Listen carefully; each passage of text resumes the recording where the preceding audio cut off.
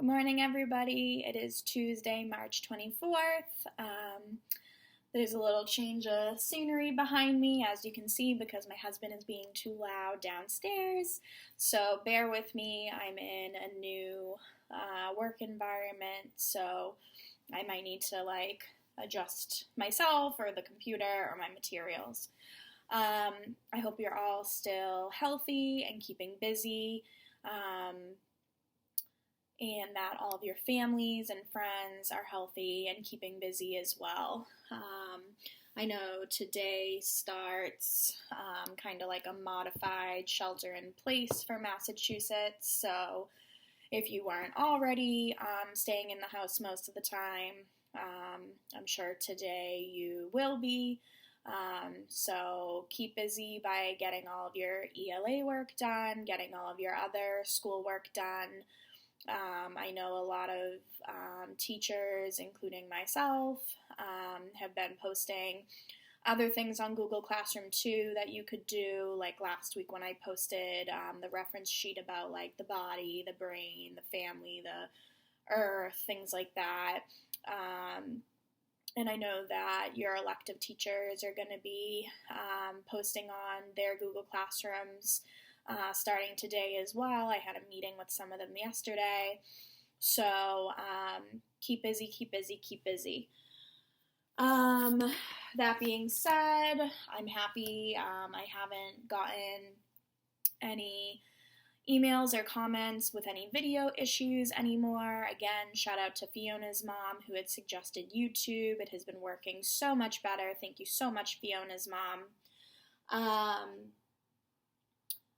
Starting last week, but especially this week, everyone should be all set with Chromebooks and Wi-Fi. I haven't heard from anyone telling me that they still don't have a Chromebook or Wi-Fi, so that should be completely all set, and everyone should be completing their work daily. That being said, we're gonna go ahead and get started. Just like yesterday, I'm not going to hold the do now and the notes up for 4 minutes each like I was last week, because I noticed on some of the videos that my hands were shaky or I was trying to do something else at the same time and I was accidentally moving it out of view. So I apologize for that. I did post the do now and the notes from last week on Google Classroom on Friday, so if that had happened, you could have went into the slides on Friday and gotten those. So I'm going to go ahead and get started with the do now. The do now today is ironically, and ironically is when something is strange or funny because something different happens from what you expected. So our example sentence we'll see today is Black Dog smiled ironically.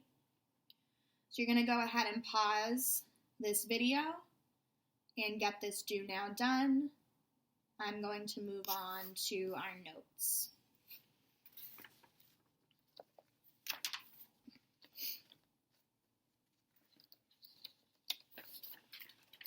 So you should only be on this part of the video if you already finished your do now. Again, one thing I forgot to mention beforehand, but it should just be routine at this point, is that your do now should be in the notebook that we gave you last Monday if you were in school. If you were not in school and you have a notebook at home, please use that notebook. And if you do not have access to a notebook at all, please use whatever scrap paper you have, but please keep it in a safe place because we will be collecting it when you return back to school for a grade. So on that same piece of paper or in that same notebook, you're now going to do your notes. Yesterday we started answering the text-dependent questions for Chapter 5. And we're going to continue answering those questions today. So when you're answering text-dependent questions, you should always look back to the question first and see if there are page numbers. Thankfully, on the activity that we're working on today and that we started yesterday, there are page numbers. So we'll look back on those pages and we'll skim for key words that are in the question. So for example, I know yesterday we answered some questions about Black Dog. Although Black Dog is one of the characters in our book, he's not mentioned on every single page. So on the pages that the question tells me to go to, I'm going to look for Black Dog's name specifically if it's a question about Black Dog. So I would skim for words that begin with a capital B because it's a proper noun, it's a name, so I know it's going to be capitalized. And I would stop at any words that begin with a capital B, and I would double check if it says Black Dog. If it says Black Dog, I would stop skimming and I would start thoroughly reading at that point to see if that sentence is the answer to my question. Sometimes you're going to have to make inferences. A lot of the time in class, students will say, I'm having a hard time finding the question to number 2. And I'll read number 2 and it'll say something like, what do you think? Or what do you predict? Or something about the future. Or something about a feeling. Those are oftentimes going to be inferences, because if it's about what you think, then it's definitely an inference. If it's about the future or a prediction, it's definitely an inference. And a lot of the time our characters don't come right out and tell us how they're feeling. So feelings are oftentimes going to be inferences as well. And again, I'm not going to hold this up for the full 4 minutes, so if you're not finished with these notes, go ahead and pause the video.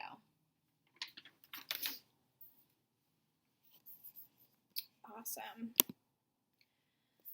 So at this point, you should have paused the video and finished your notes. If you did not do that, please do that now. That being said, we are going to open up to where we left off in chapter 5, which I believe was page 110. And so you also want to open the activity on Google Classroom if you do not already have that open. So go ahead and open that activity. That activity looks like this. And yesterday you should have answered number 1 with me. I gave you that answer. I walked you through how to answer one of these text-dependent questions. And then you should have done numbers 2, 3, and 4 on your own. If you did not do that, you might want to pause this video at this time and get those done before you continue reading with us today and answering the questions with us today. So to continue this video and to continue the activity we're doing today, you should have 1, 2, 3, and 4 completed. We are going to pick up on number 5.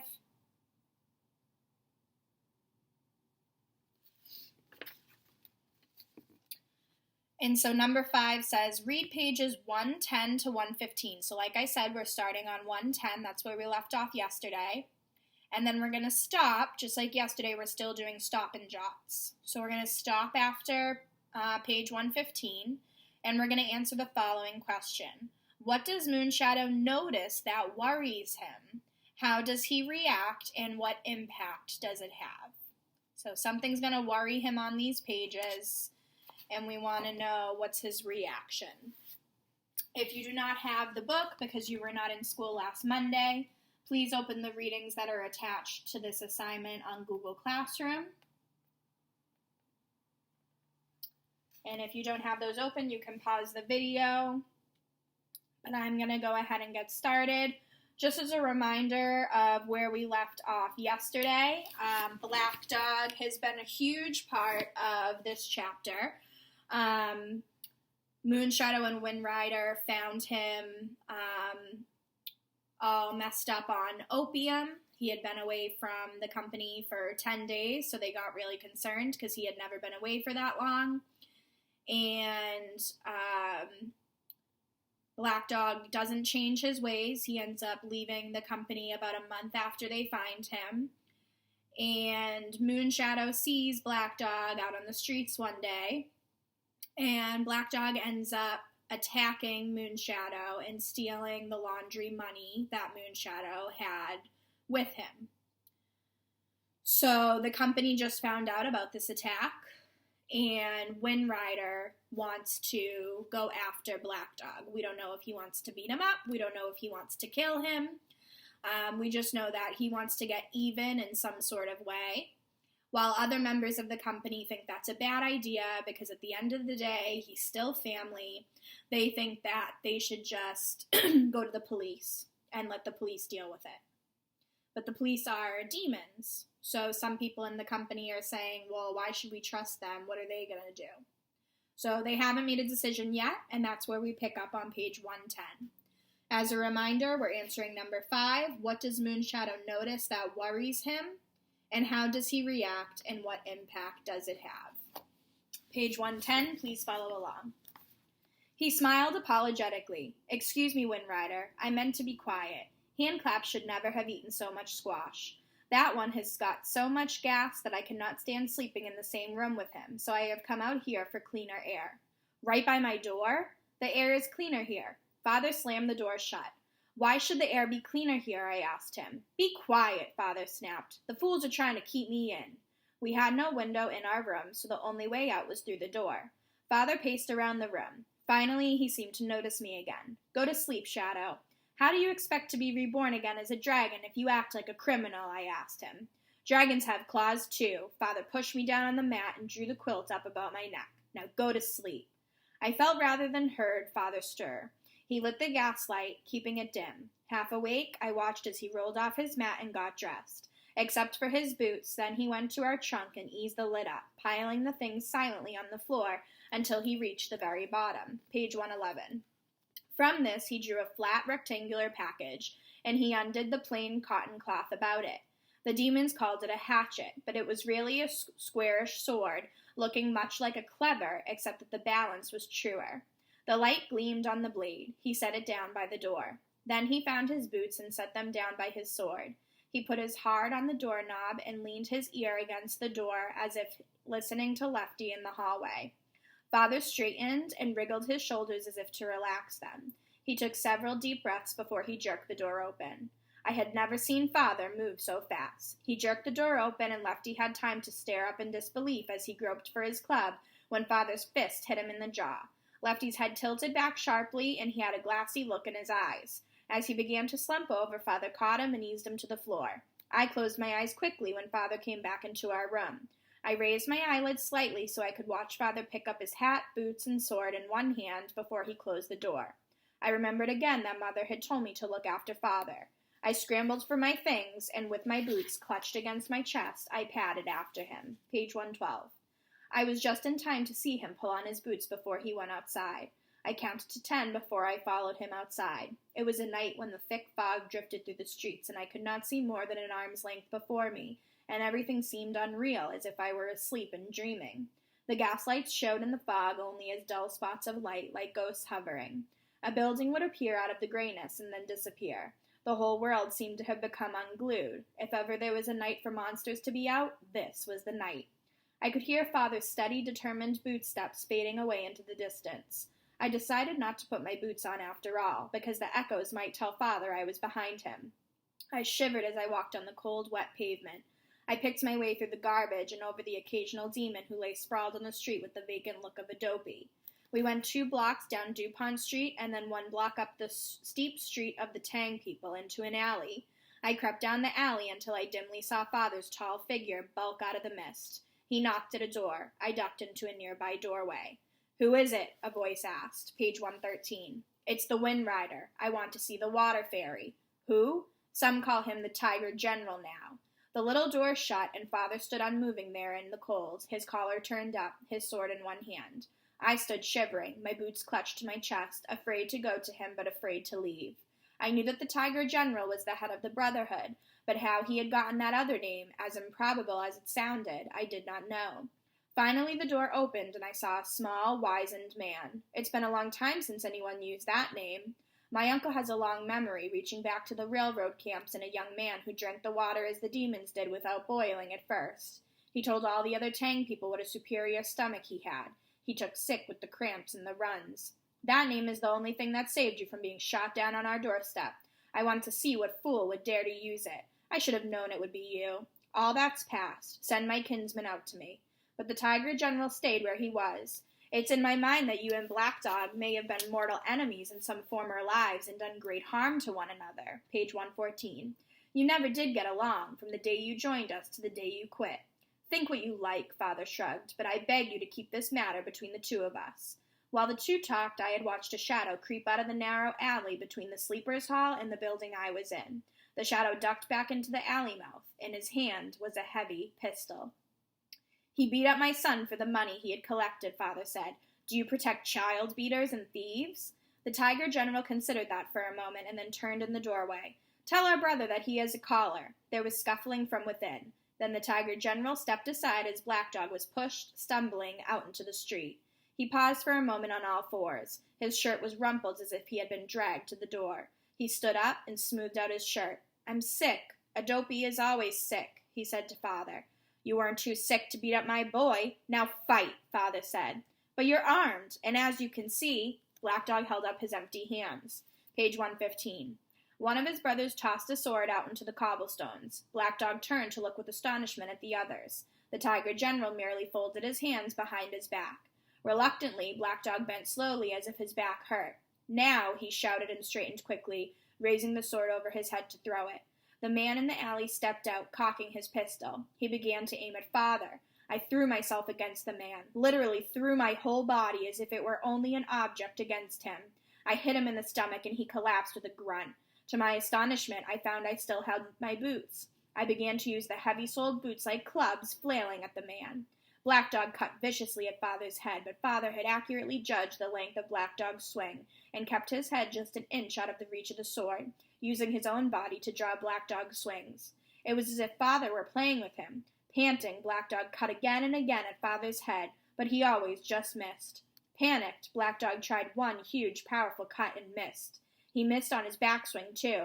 Then Father had cut Black Dog across the chest, laying open the shirt. Black Dog stumbled and fell back with a shout. I know this is an exciting part, but we have to pause for our stop and jot for number 5. So, again, number 5. Read pages 110 to 115. Just like yesterday, I'm going to check that because we just did that. Then stop. That's what we're doing right now. So I'm going to check that. And again, these checks are just to make sure that I'm following all the steps of the question. And answer the following question. What does Moonshadow notice that worries him? How does he react? And what impact does it have? So, I remember, because we just did the reading, that he sees a man with a pistol. And that's what worries him. So, I'm going to write Moonshadow notices a man with a pistol. And not only does he see a man with a pistol, but he sees that the man is aiming it at his father, Wind Rider.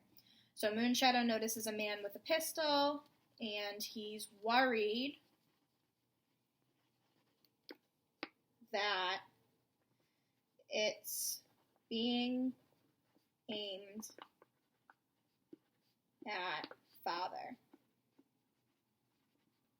So there's our claim or our answer to the first part of number 5. So Moonshadow notices a man with a pistol, and he's worried that it's being aimed at father. You can pause this video if you're not done writing that down. Awesome. So the second question is, how does he react and what impact does it have? So he reacts by throwing his whole body onto the man. So Moonshadow reacts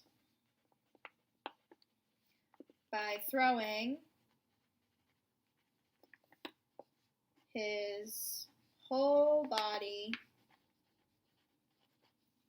onto the man.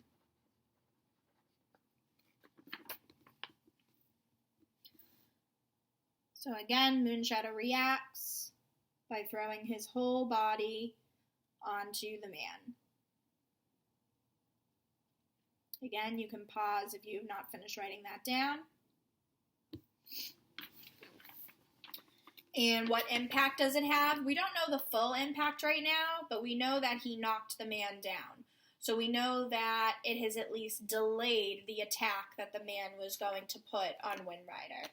So the impact is that it has delayed whatever is going to happen to Wind Rider.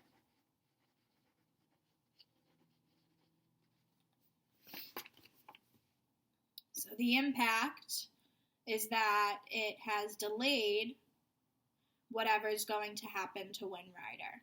Again, you can pause to get that written down. But now I need a piece of evidence, just like the directions at the top of the page say.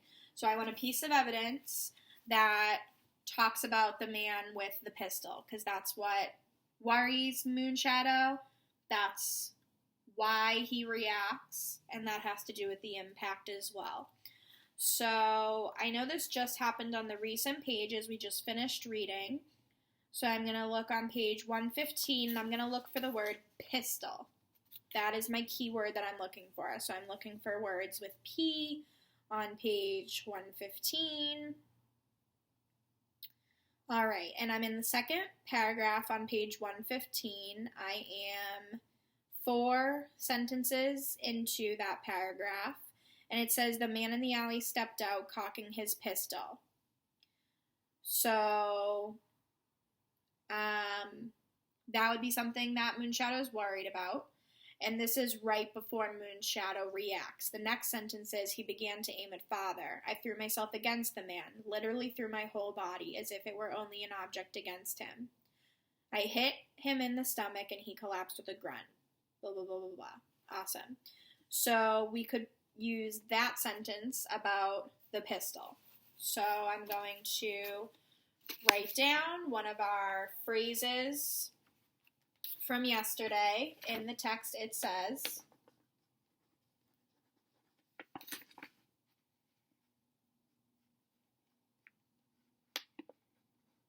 and then I gotta get my quotation mark, and I gotta copy the exact words from the text. The man in the alley stepped out, cocking his pistol.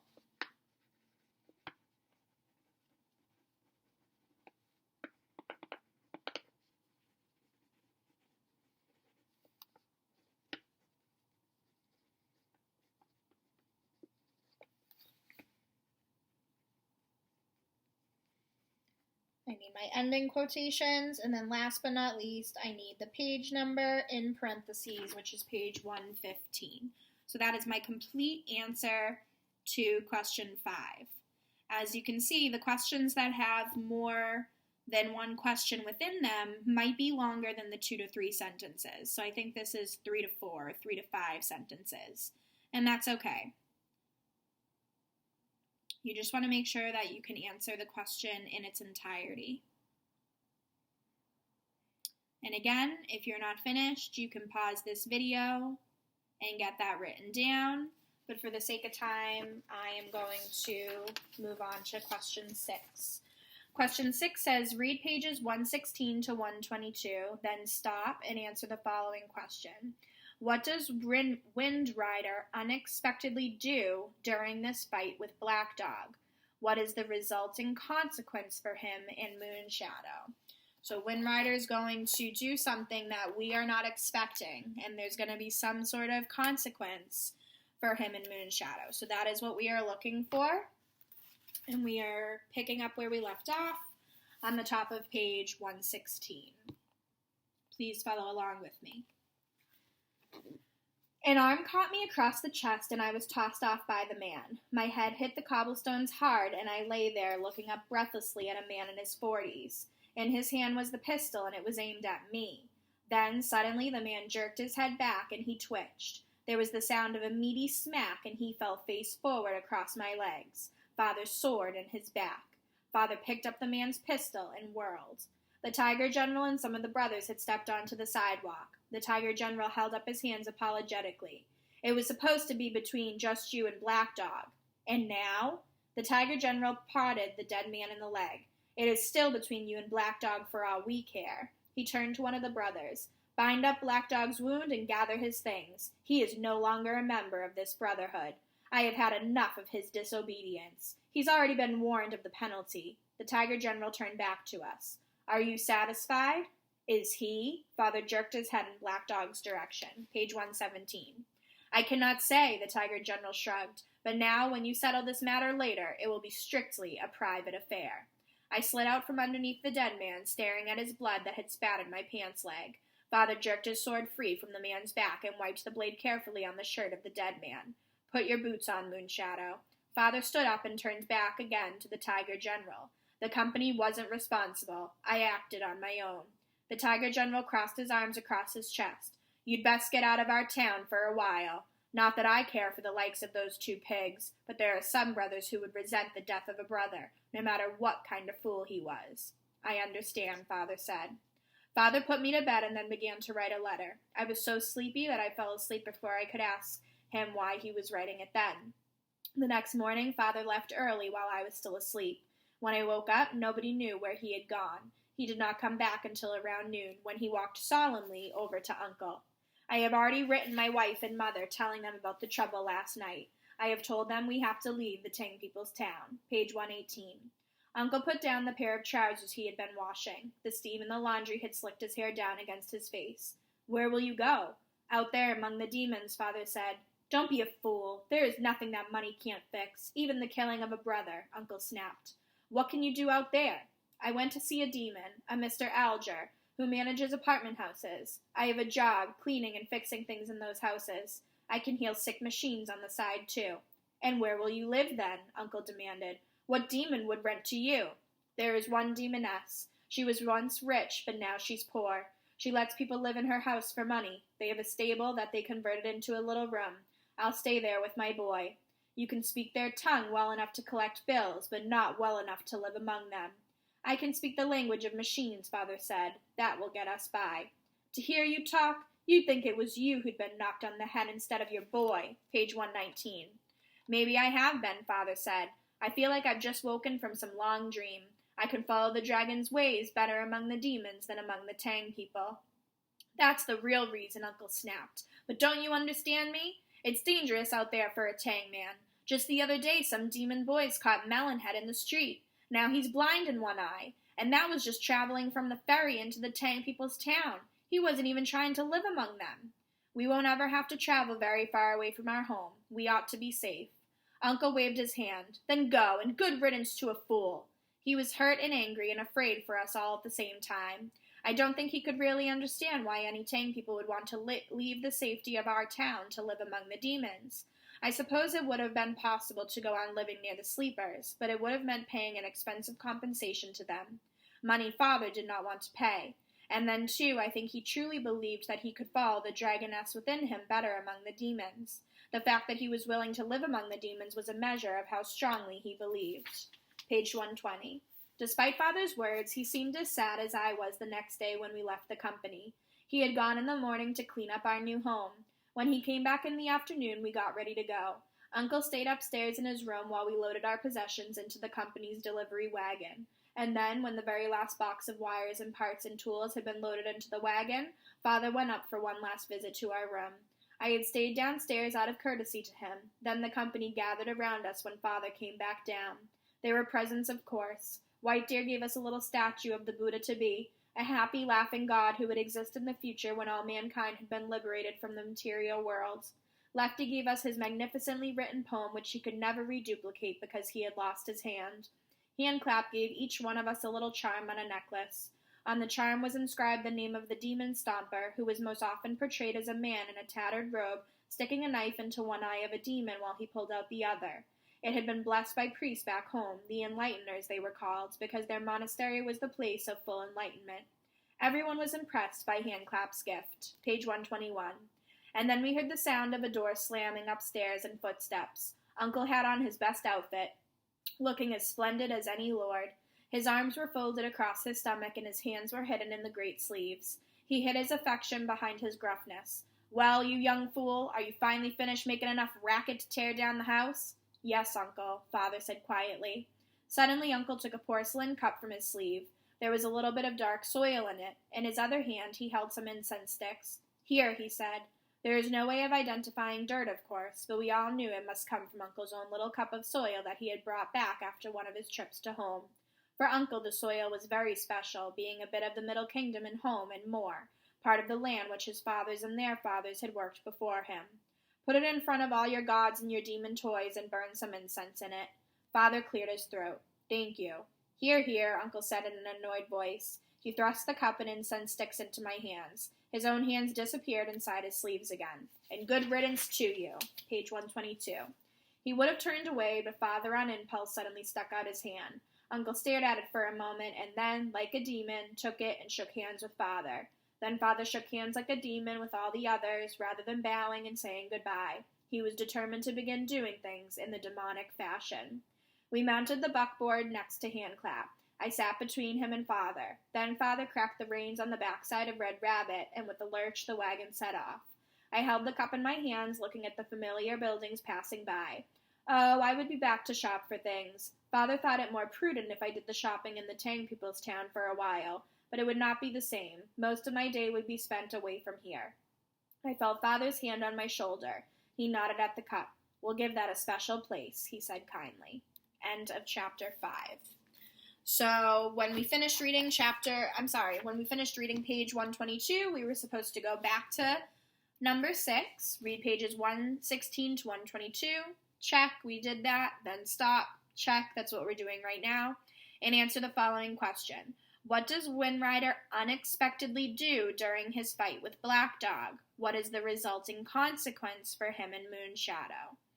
You're going to answer that on your own. Make sure that you have a claim sentence and an evidence sentence, at least those 2 sentences.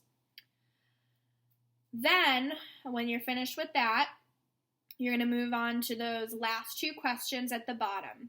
Those have a little bit different directions, so I'm going to read those to you. Directions. Respond to the questions below using claim, evidence, and reasoning. So you need at least 3 sentences for this part. I'll make a note of that. Again, each response must be at least 3 sentences. All right, I just underlined and starred at least 3 sentences for these last 2 right here. Based on pages 104 to 105, so you have to go back to those pages. Is Moonshadow to blame for Black Dog stealing the money from him? Why or why not? This is your opinion. You're going to use evidence to back up your opinion, but you're not going to find the answer directly in the text. This is your opinion or an inference, if we want to use technical terms. Your opinion or your inference. You still need evidence to back up why you think what you think, but it's your opinion. Number 2, explain Windrider's quote on page 110. So you have to go back to page 110. What does he mean when he says, dragons have claws too? How does that contribute to the theme of the chapter? So again, your opinion, your inference.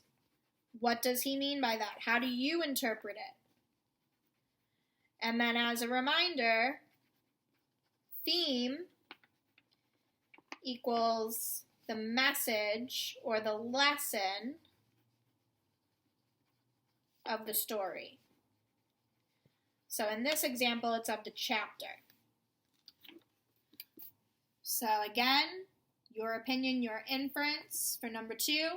And as a reminder, theme is the message or the lesson of the chapter. Again, not necessarily a right or wrong answer. It's your opinion. What do you think the theme is? What do you think he means by that quote?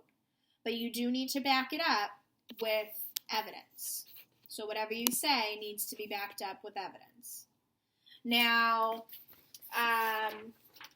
Ava might say a theme that's totally different from Colin, but they could still be correct. There can be more than one theme in a chapter and in a text.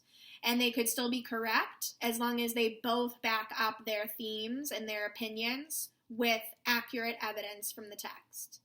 So there's no right or wrong answer as long as you make sense of your answer with relevant evidence. All right? So that is your assignment for today. If you have any questions, please comment on Google Classroom, email me, call or text me. I'm happy to jump on a phone call or FaceTime with any of you to help you with any of these questions. And if you finish early, again, homework was posted on Google Classroom yesterday and is due on Friday, so make sure you are spending time on that as well. Right now, I'm going to end the video, but you should continue working, and again, reach out to me with any questions, comments, or concerns. I miss you guys. I hope you're all still healthy. I hope all your family and friends are still healthy. Stay safe, stay healthy, stay busy, and I will see you tomorrow. Bye.